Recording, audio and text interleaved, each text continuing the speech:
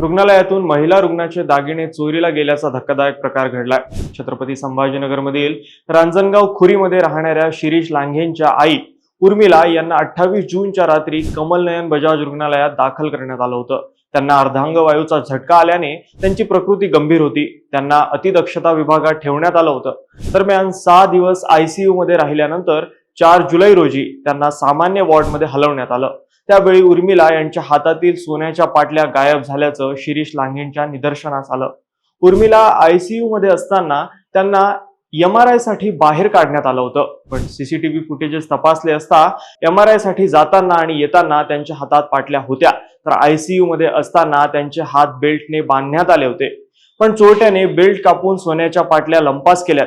या प्रकरणी शिरीष लांघेंनी सातारा पोलीस स्थानकात तक्रार नोंदवली आहे। पण मिळालेल्या माहितीनुसार असं समोर येतंय की बजाज रुग्णालय प्रशासन याबाबत उडवाउडवीचे उत्तर देत आहे। त्यामुळे या चोरीत रुग्णालयातील एखाद्या कर्मचाऱ्याचा किंवा अधिकाऱ्याचा हात असल्याची शक्यता वर्तवण्यात आली आहे।